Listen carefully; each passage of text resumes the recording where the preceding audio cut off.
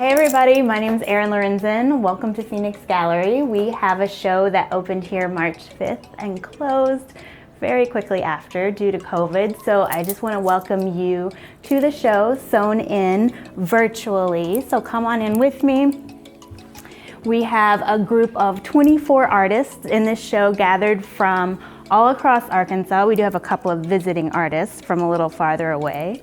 This exhibition features fresh interpretations of traditional textile arts, including crochet, embroidery, quilting, dyeing, weaving, and felting from across the state.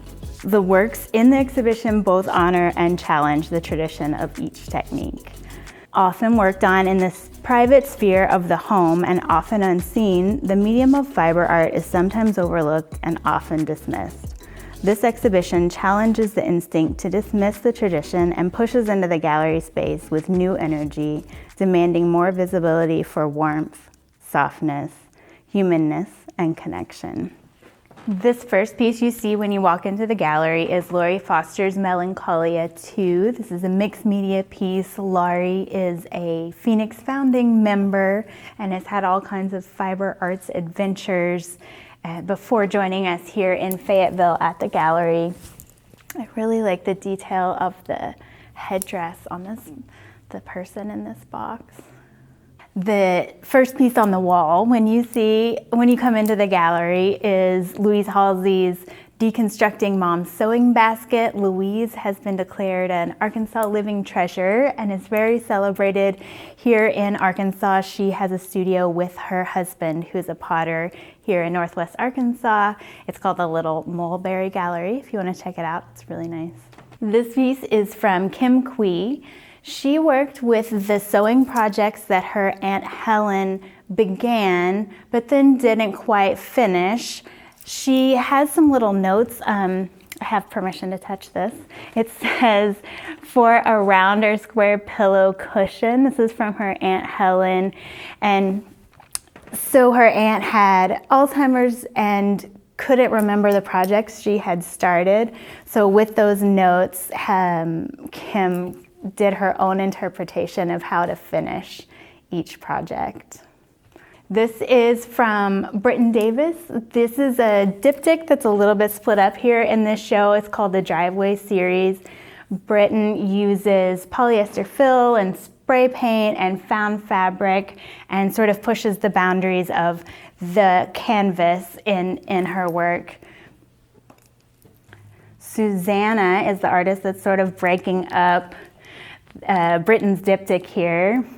Susanna says that using the domestic art technique of crochet layered over completed paintings, Susanna says that each piece begins with a plan in mind while leaving room for her inner voice and intuition to play a role.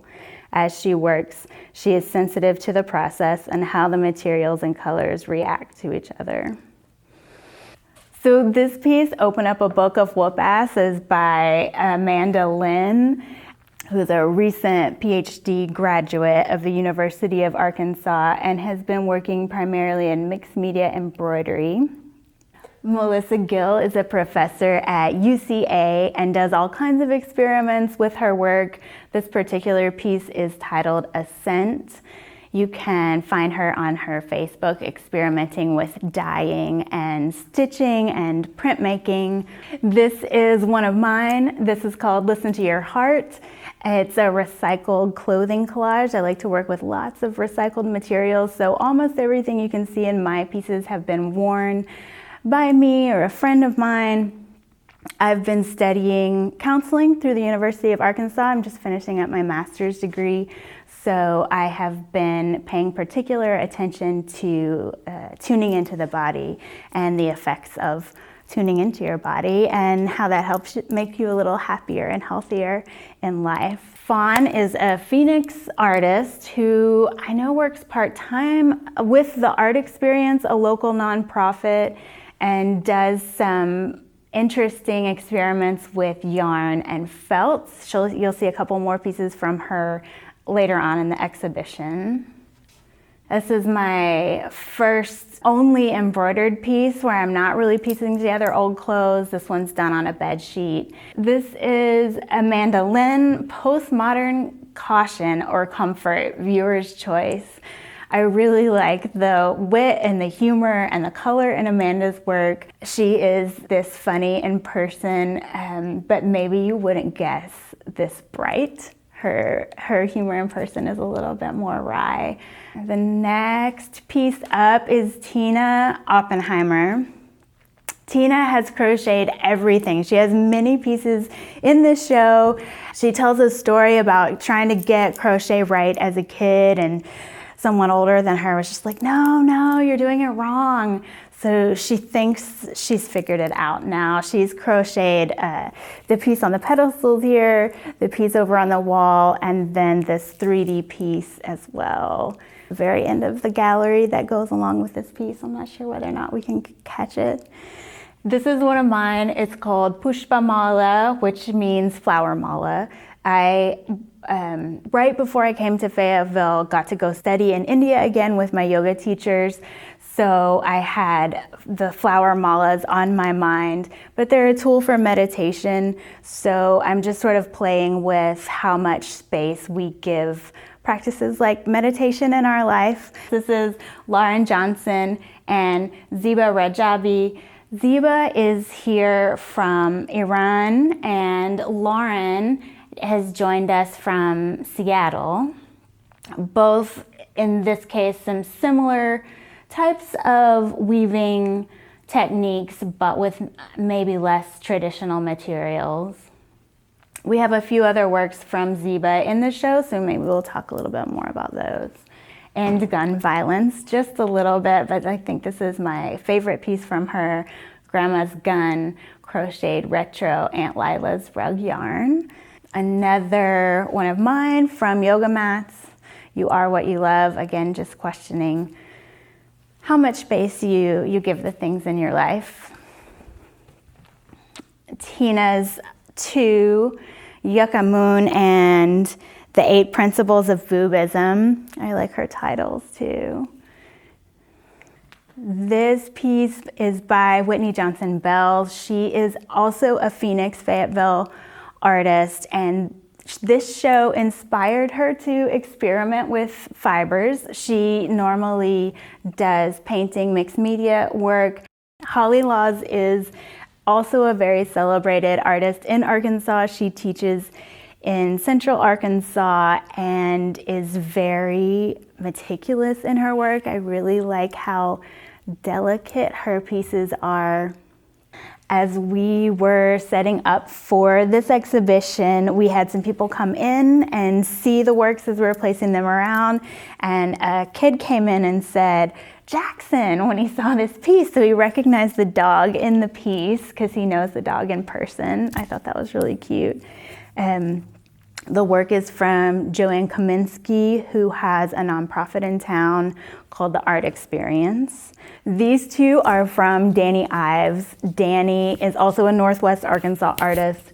She is so detailed in her work. We have had people say, oh, I think these are in the wrong place. These are paintings, until they get close up to see the detailed felt work here. I think you can start to spot the yoga mats and see whose it is. This was done from a bed sheet and from a saying, everything is available, which is from a Hindi saying, Sab kuch milega, of the same meaning, everything is available. Traditions from lots of different areas. I'm an Arkansas girl, so there's lots of things in my family background here. These are pieces from Susanna Schreckhees, who uses yarn and then stretches the yarn over paintings. This is another one by Susanna, same sort of technique of bringing the tradition of sewing over painting. I like that the softness is covering the colder surface. This is artist Marianne Nolly. She is an artist and art teacher in Central Arkansas. She shares that the medium of fiber allows her to transcend time by referencing fabric from your life, your parents' bed sheets from when you were little, or the curtains from your first apartment. The next piece is from Randy Curtis. Randy's piece here is called Trappings. Statement 2, she talks a bit about how her work explores the ways in which pattern and repetition relate to psychology and the modern human experience. She is interested in the essential similarities of clay, fiber, and humanity. About her work, Ziba says, as an Iranian female artist based in Arkansas, my work revolves around the desire to reconcile my relationship with two distinctive places. Due to being far away from home and not being allowed to return, she feels her memories are fading away. With this 35-piece installation, Melissa uses cyanotype watercolor paint, fabric, thread, and poured resin on board as a medium to explore her connection with her grandmother. After her death in 2015, I was inspired to keep her memory close. I began sewing using the textiles she collected over her life into many of my art pieces. Artist Danielle Hatch works with Crystal Bridges Museum in Bentonville and says that through performances and site-specific installations, she works to name and make visible the underlying structures we've built that prevent women from authentically expressing ourselves. This work in particular can keep going, so when you see the fabric rolled up here, it can go on and on, so this could take up the whole gallery. Jeressa Johnson is from the Bahamas. We are connected to her through the Arkansas Arts and Fashion Forum. She was going to stay in Arkansas and show her fashion for Fashion Week, which also was canceled for now, but she will come back to Arkansas, so we'll get to see more of what she's been up to in the Bahamas. This piece is by Melissa Lashbrook. Melissa is the artist that did the large 35-piece installation in the other room. For this one, she used mixed media. She has some bubble wrap and a purse and some voodoo dolls. Here we have 2 pieces from Fawn Potter. Fawn had some other pieces out in the main room, and one of these bunnies also sold on opening night. Vesper and Wonder, I think, is still available. Layla is also a Fenix Fayetteville member. She works with performance and dance and is sort of experimenting with fiber arts now. She also felt that she was inspired by this show.